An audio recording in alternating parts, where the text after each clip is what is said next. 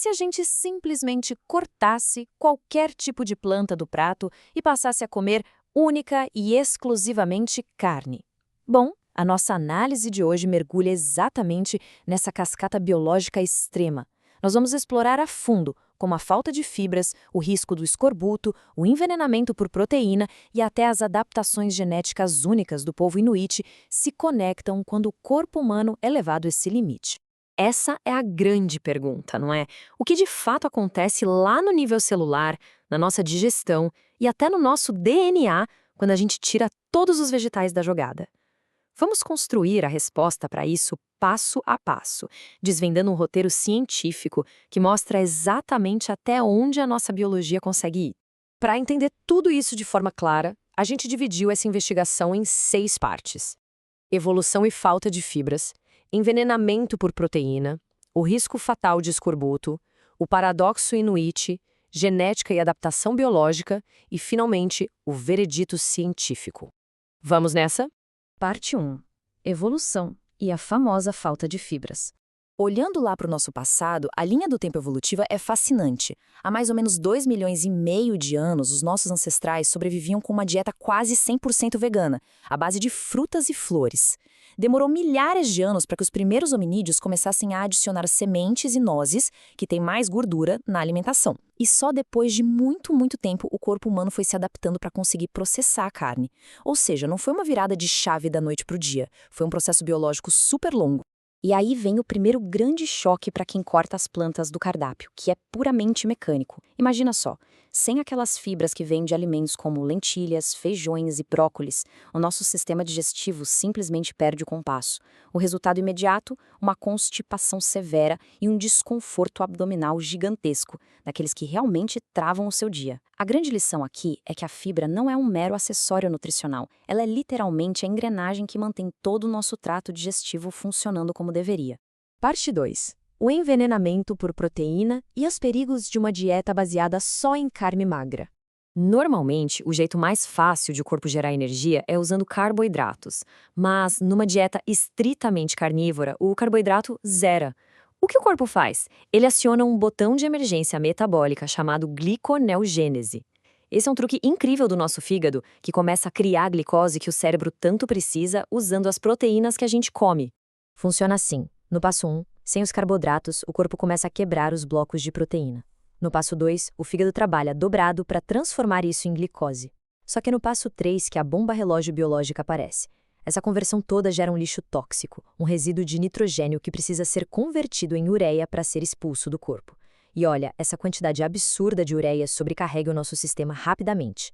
O que nos leva a um fenômeno histórico e biológico muito bizarro conhecido como fome de coelho. Acontece que esse excesso de ureia gera um envenenamento real por proteína. A pessoa tem náusea intensa, diarreia, e a ironia cruel aqui é a seguinte: se você tentar viver comendo só carnes magras, como a do coelho, que quase não tem gordura, você pode comer o dia inteiro, até o estômago doer, e ainda assim morrer de desnutrição, definhando de dentro para fora. O nosso organismo não consegue tirar energia limpa o suficiente só da proteína magra. Parte 3. O risco fatal de escorbuto pela falta de vitamina C.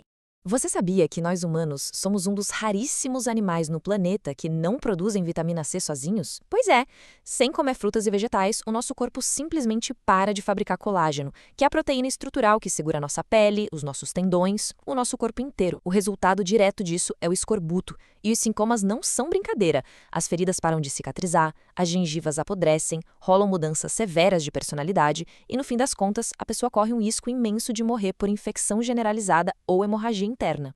Mas, espera aí, como algumas populações carnívoras sobrevivem sem escorbuto? O segredo está na panela, ou melhor, na falta dela. Quando a gente cozinha a carne, o fogo destrói a vitamina C quase por completo. A única saída que a natureza oferece é o consumo de alimentos totalmente crus, coisas como a pele riquíssima em colágeno e a gordura crua de baleia. Para se ter uma ideia, os números são chocantes. Uma porçãozinha de 100 gramas de gordura e pele de baleia crua tem cerca de 36 miligramas de vitamina C. Isso passa longe dos 10 miligramas mínimos diários que a gente precisa só para não desenvolver o escorbuto. É literalmente a matemática da sobrevivência ditando o que colocar no prato.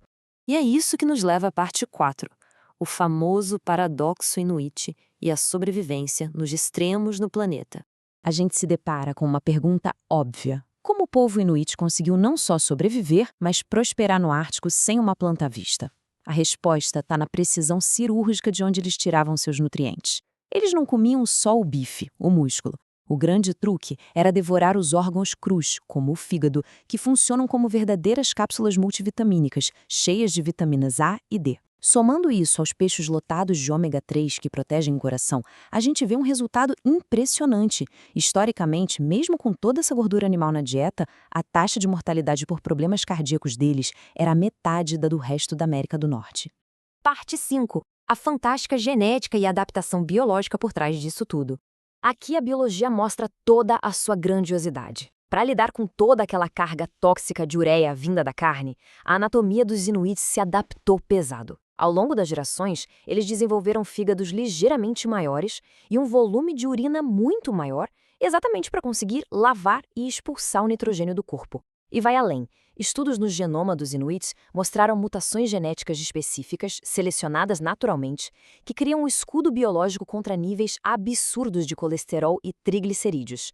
Ou seja, não era só um estilo alimentar, era a força implacável da evolução moldando o corpo humano para aguentar o extremo.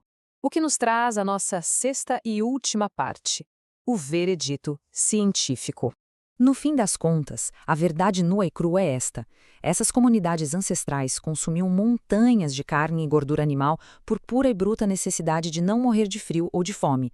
Não tinha nada a ver com tentar perder peso, como propõem essas dietas modernas de baixo carboidrato. Muito pelo contrário, o objetivo deles era reter o máximo de peso e energia possível para conseguir caçar e sobreviver a uma insegurança alimentar brutal. E isso deixa a gente com uma provocação final. A ciência mostra que sim, sobreviver só de carne é possível, mas com condições minuciosamente específicas. Você precisaria comer órgãos crus, muita gordura crua e, claro, ter o benefício de milhares de anos de mutações genéticas perfeitas a seu favor.